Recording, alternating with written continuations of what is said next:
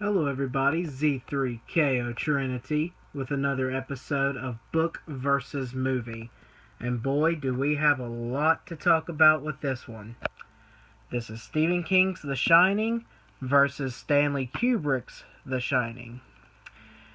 And most of all, everyone usually already knows the story of The Shining. But most people only know the movie, and a lot of people know the book and movie. If you don't know the movie, then why is it called Stanley Kubrick's The Shining instead of Stephen King's The Shining? Well, Stanley Kubrick did his own version of the story. He completely changed several things from the book, and even Stephen King didn't like all the changes, and he had felt that he actually ruined the story. It was very controversial.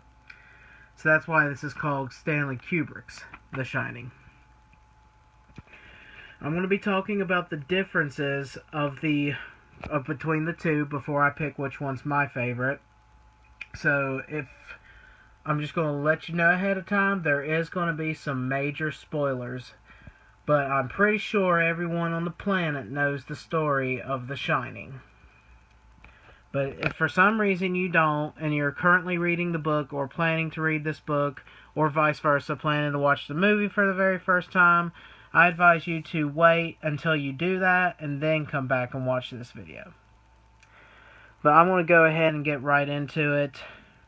The major differences, and there's a lot, in the book compared to the movie, the main difference is that the hotel itself is the evil one, not Jack. This hotel, when they come in, it's all normal, everything goes okay for the first part. But Danny, their son, has this ability called The Shining, which actually, if you guys have read or watched the new Dark Tower movie, that completely changed everything that I knew about The Shining. But anyway, to continue, Danny, he has this ability. It's like a psychic. He could see the future kind of stuff. And the hotel itself, which is the evil one, wants Danny, wants his abilities, wants, his son. And in the movie, they focused a lot more on Jack himself, the kid's dad, being the evil one. Because at the end of the movie, the hotel is intact, everything is perfectly fine, and he ends up freezing to death outside. Okay. Whereas the book's ending, they forgot to check the boiler room, and it's overheated for days now, and the hotel is actually getting ready to explode, and actually does explode. And when it explodes, not only does the hotel get completely destroyed, but it also kills Jack in the process, because they are kind of linked together. See, in the movie, when I'm watching this movie, I don't really see that. I see Jack as this evil person already, and they go to this hotel place to kind of escape, so he could write his book. But his hunger for alcohol drives him into this anger, and yes, he does see spirits of the last caretaker and all that stuff, but I personally felt that in the movie it was all based on him and what he felt.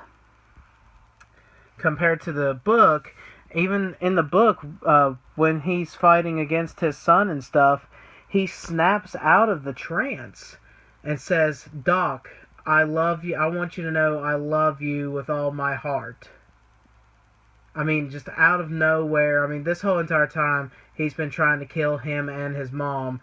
But then he snaps and he's like, "I want you to know I love you from all my heart." So that is a big difference from the book and the movie. Also, another major difference. In the movie, he has an axe that he chops down the room door and then chops in the one door, and it's the front cover of the movie where he peeks his head in and says, "Here's Johnny," which actually Jack Nicholson improvised during the shooting, which is a little interesting. But the difference is, in this book, he doesn't have an axe. He has a mallet. And he doesn't break down the first door. He unlocks it with a key. But he does break in the bathroom door, and he peeks his head through, and he says, "Take your medicine." And he constantly repeats, "You're going to take your medicine," which I find, lacking. I kind of like "Here's Johnny" a lot better compared to that. I do like the ending of the book way better than I did the ending of The Shining. But speaking of the ending of The Shining, here's the ironic part. In The Shining, it says that the two twin sisters were chopped up by their dad and neatly stacked in the hotel. That's how they said that they died. In The Shining book, a hunter had discovered the bodies of the two girls frozen outside somewhere. Which is ironic because in the movie, they found him frozen, Jack frozen outside, and that is how he died, supposedly. So that's kind of a real interesting switch around. But still, I kind of like the movie part on that, because being chopped up and neatly stacked in a hotel, I think would be more creepier than found frozen somewhere. But that's just me. Let me think. There's a lot of differences, actually. Oh, another huge difference. In the movie, the black guy, Holland, he actually ends up dying. The minute he comes back to the hotel, Jack nails him in the chest with the axe, killing him. But in the book, he does not die. No, he doesn't. In fact, he saves them at the very end, and they all live happily ever after fishing on a dock. And I kind of like that he lives compared to where he died. Because I feel he traveled all that way for nothing in the movie. Because the minute he got there, and he was dead. So that's another major difference. Let me try to think. There's so many differences, actually. Tony, he was more mentioned in the book. Or Toby or Tony, one of the two. The little rat that lives in the boy's mouth, aka his shining ability. In the movie, you don't get to see Tony. It's just the little boy doing his finger like this. In the book, it actually says that he sees images of him and describes what he looks like and stuff. So that's a little bit of a difference. Nothing major there. And also another difference, the famous line in the movie where he had typed, "All work and no play makes Jack a dull boy," not in the book. Yep, unfortunately it was not in the book. But the badass line where he's walking up the stairs and he's like, "I'm not going to hurt you. I just want to bash your fucking brains in." Like, that's still in both. So that's really good. But all in all, and another big difference, the actual hotel seems to come to life. Like, they have these animal lawn things outside, and they come to life and attack them. Then a water hose comes to life and attacks them, and then the elevator seems to have a life of its own. Whereas in the movie, none of that is listed, and all we see is basically the elevator opening up with a buttload of blood just spewing. And that's really all we got. But yeah, in the book, it tells the progression of Jack. Like, from the moment he gets there, from the visions and the thoughts that this hotel is putting in his brain. And even through all of this, Wendy is like, "That's not your dad. Your dad loves us." That is the hotel speaking. And they actually try to save his dad, but like I said, when the connection between him and the hotel was so strong that when the hotel actually blew up, it actually killed him as well. So that was kind of like a heartbreaking moment. But Stanley Kubrick's The Shining is a very classic movie. Like, if you mention The Shining, everyone usually knows this version. There's a lot of people that love Stephen King and read the book, but when you say The Shining, most people think of the movie, for sure. But the question is, which one of these is my favorite compared to the two? Book versus the movie. I am going to choose the book. Simply because I love how it, like, heroized the dad. Like, when he snaps out of it, tells him, go away, run, I love you with all my heart. It's like in that last bit of strength, he finally breaks out of the hotel's grasp on him, just enough to say, please go away. Like, please run. Get out of here, please.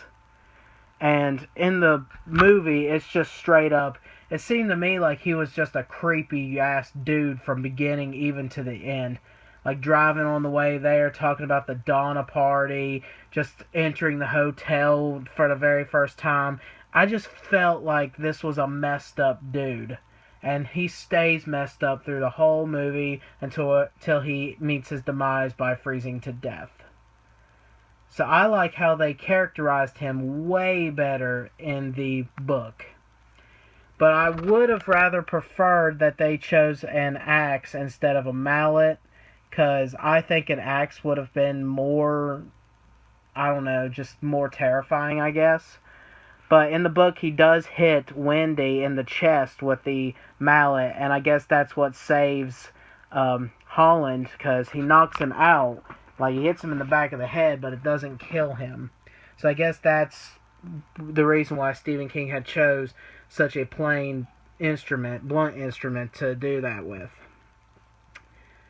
But, yeah, that's my choice. Let me know in the comments section which you thought was the best. I know I'm not mentioning the actual TV show. There is a TV show or TV mini-series that Stephen King had a big part of called The Shining, and it does intervene Stephen King's actual story compared to Stanley Kubrick's. But I personally have never seen it. I'm gonna try to look it up and see if I can find it to buy, because I want to see exactly what that show represents for it. But yeah, that's all that I really have. I probably missed a lot of differences. If I did, feel free to mention them in the comments, so that way you can help let other people know what the differences are. I do know there's like a difference in time. Like in the book, it was like from May till September or something. But in the book, it was like May to October because they wanted to stretch it out for Halloween.